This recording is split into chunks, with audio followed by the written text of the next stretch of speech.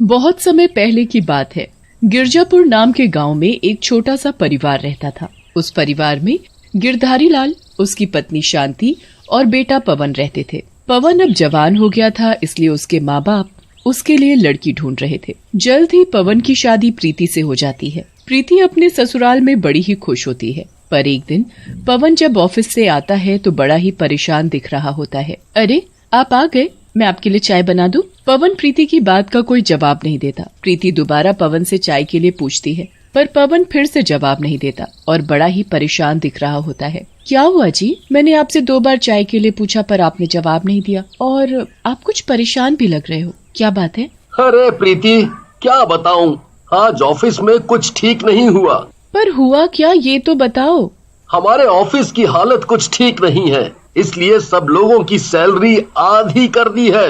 अब बॉस ने साफ बोल दिया है कि जिसे कल से काम पर आना है वो आ सकता है, वरना कोई जरूरत नहीं है। अजी, ये तो बहुत ही बुरा हुआ। अब हम घर के खर्चे कैसे पूरे करेंगे और ऊपर से बाबूजी की दवाइयों का खर्चा, कल को हमारे बच्चा भी होगा, हम सब कुछ कैसे करेंगे? वही सब सोचकर ही तो परेशान हूँ। पवन के पास कोई दूसरी नौकरी नहीं होती, इसलिए वो आधी सैलरी पर ही काम करता रहता है। कुछ दिनों बाद ही घर के हालात बिगड़ने लगते हैं। घर में पैसों की वजह से बड़ी दिक्कत होने लगती है। घर में छोटी छोटी चीजों के लिए लड़ाई झगड़े होने लगते हैं। एक दिन तो पवन की जेब में एक भी पैसा नहीं होता। ये बात जैसे ही प्रीति को पता चलती है तो उसे बड़ा ही दुख होता है। वो अपनी अलमारी से एक गुल्लक निकाल कर लाती है और पवन को देते हुए बोलती है, मैं इसमें कुछ न कुछ पैसे बचा कर डालती रहती थी, इसे आप रख लो, शायद आपके कुछ काम आ जाए। नहीं प्रीति, ये पैसे तुम्हारे हैं, मैं इनको नहीं ले सकता।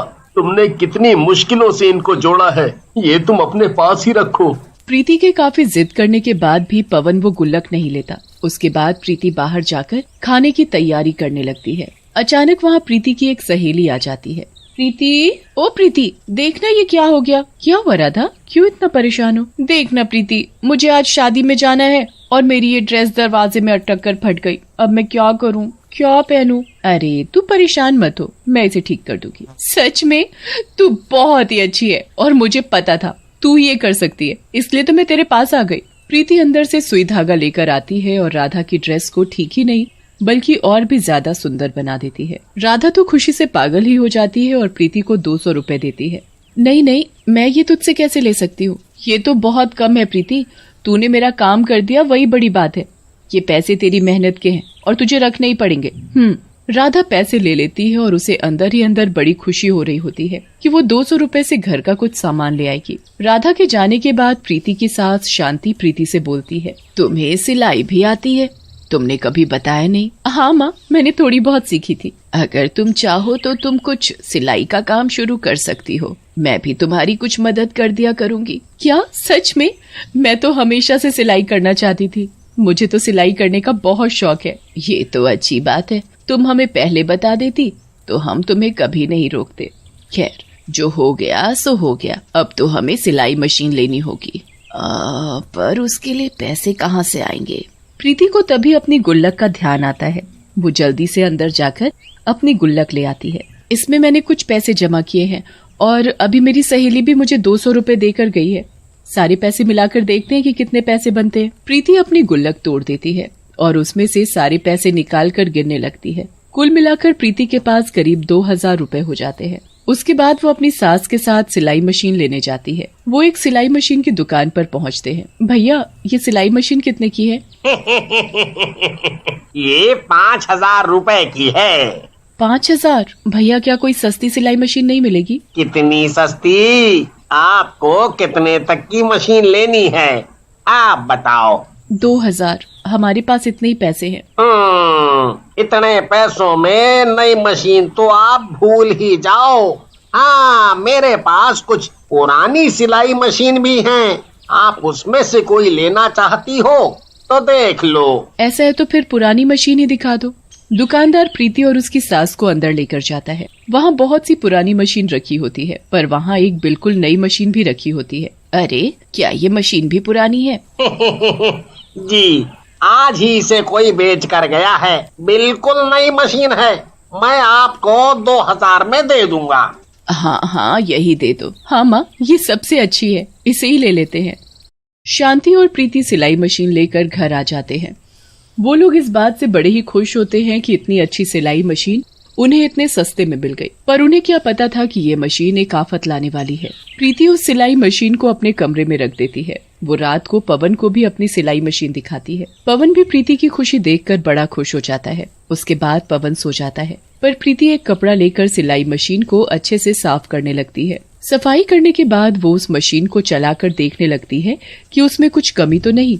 मशीन के चलते ही उसमें से कुछ अजीब सी आवाज आने लगती है। ये कैसी आवाज आ रही है?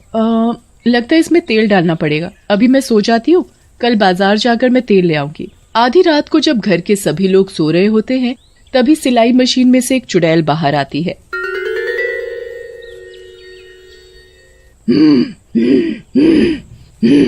और स्टूल पर बैठकर कपड़े सिलने लगती है। प्रीति को सिलाई मशीन चलने की आवाज आने लगती है। ये सिलाई मशीन कौन चला रहा है? प्रीति अंधेरे में ध्यान से देखती है तो उसे स्टूल पर एक चुड़ैल बैठी दिखाई देती है। प्रीति तो डर के मारे पसीने पसीने हो जाती है।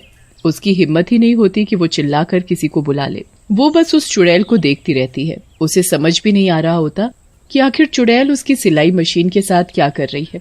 वो बिना शोर किए अंधेरे में ध्यान से देखने की कोशिश करती है तो उसे वो चुड़ैल मशीन पर कपड़े सिलती दिखाई देती है। ये चुड़ैल आखिर कब जाएगी? मेरी तो डर के मारे आवाज तक नहीं निकल रही, और ये आखिर सिल क्या रही है? अंधेरे में ठीक से कुछ दिख नहीं रहा। काफी देर इंतजार करने के बाद वो चुड़ैल वहाँ से चली जाती है। उसके जाते ही प्रीति कमरे की जल्दी से लाइट जलाती है और अपने पति पवन को उठाती है।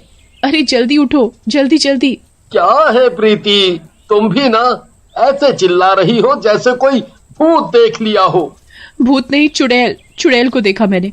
आप जल्दी उठो, कुछ करो। पवन नींद में प्रीति की बात ठीक से सुनता ही नहीं।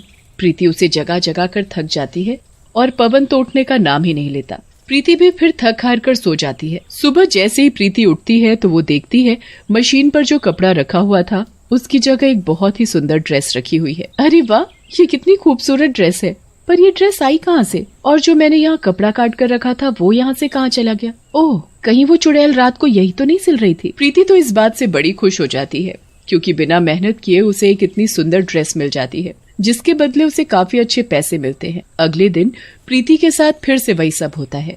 जब सब लोग रात को सो जाते हैं तो उसके बाद वो चुड़ैल आकर मशीन के पास रखे कपड़ों को सिलकर चली जाती। प्रीति दिन में सिलाई करती और चुड़ैल रात को। ऐसे प्रीति का रोज दुगना काम हो जाता और उसे काफी अच्छे पैसे मिल जाते। प्रीति ने जल्द ही काफी पैसे इकट्ठे कर लिए, जिससे उनके घर की परेशानी दूर होने लगी। एक दिन पवन प्रीति से उसके काम के बारे में पूछता है। प्रीति, तुम्हारा सिलाई का काम तो काफी अच्छा चल रहा है। मुझे यकीन नहीं होता तुम इतने सारे कपड़े अकेले कैसे सिल लेती हो। जी मैं वो। क्या हुआ प्रीति, क्या कहना चाहती हो? साफ साफ बोलो। मैं ये सारे कपड़े अकेले नहीं सिलती। मैंने उस दिन रात को उठाया था ना कि कमरे में चुड़ैल है, वो कोई झूठ नहीं बोल रही थी मैं। वहाँ सच में चुड़ैल थी जो मशीन पर रखे कपड़ों को सिल रही थी। मैं जब सुबह उठी तो कपड़े सिले हुए रखे थे। उसके बाद से वो हर रात कमरे में आती है और मशीन पर रखे सारे कपड़े सिल जाती है।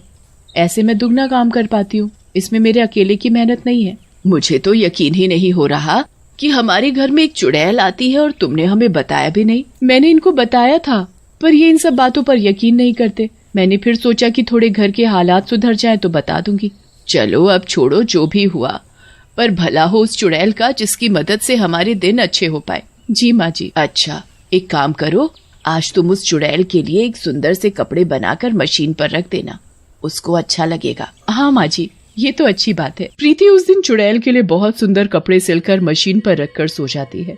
रात को जब चुड़ैल आती है तो वो देखती है कि वहाँ बस एक सुंदर सा कपड़ा रखा है। वो उसको उठाकर देखने लगती है। उसे वो बहुत ही पसंद आता है। वो उनको पहनकर बड़ी ही खुश हो जाती है, जैसे शायद उसने पहली बार अच्छे कपड़े पहने हो। हमेशा दूसरों के लिए कपड़े सिले और खुद फटे कपड़े पहने। जीते जी तो मेरे लिए किसी ने कुछ नहीं किया, बल्कि उल्टा मुझे पैसों के लिए मेरे पति ने जान से मार डाला। पर आज किसी ने मेरे लिए ये कपड़े सिले। चुड़ैल की आंखों में आंसू आ जाते हैं और प्रीति को उसकी सारी सच्चाई पता चल जाती है।